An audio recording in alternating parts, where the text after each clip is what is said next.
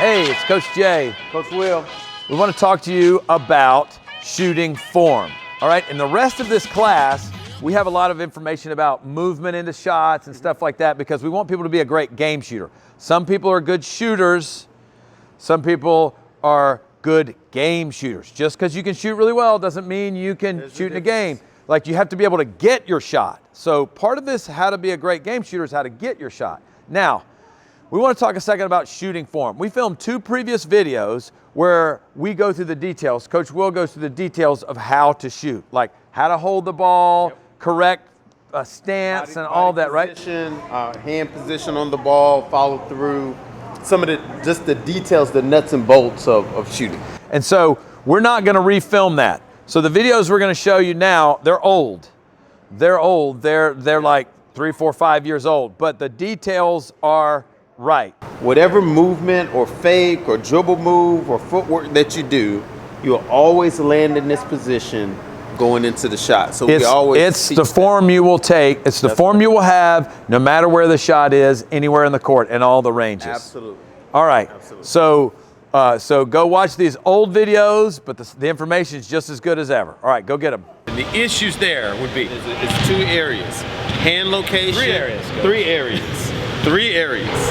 Hand location, ball location, and the location of the elbow. Yep. And so when we're talking hand location, that hand's got to be directly behind the basketball. Directly behind the basketball. that's how you'll know whether it's a 2-hand kind of push shot if that Correct. hand is not behind the ball. Absolutely.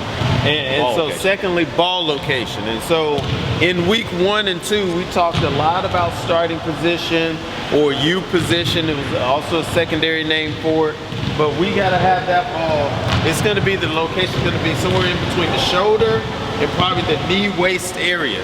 And so depending on the strength of the player will determine how high or how low they may have it. It's got to be, that ball location's got to start in that area. It's got to be vertically in line with that knee.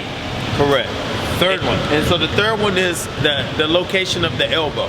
And here's why it's important, because if that elbow's out, it's a couple of problems that's going to happen.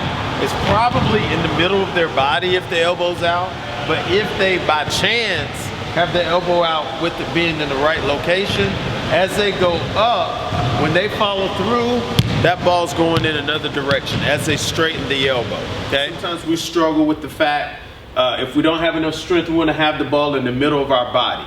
So instead of that, but we want to place the ball over our right foot and right knee. So your start position is going to be somewhere in this area here on your right hand side. Your hand will be directly behind the ball.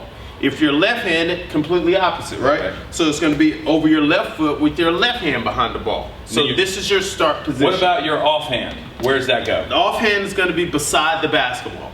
So putting both together will be, so you're going to, you do the footwork, you catch left, making contact, right into start position. So fast motion will look like this.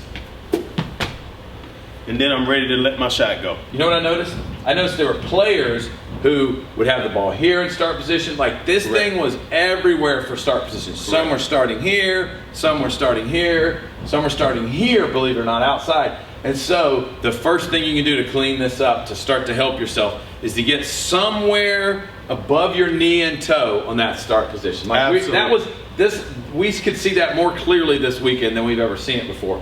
Because some people are strong enough to have their start position right here. Some need to start their start position here.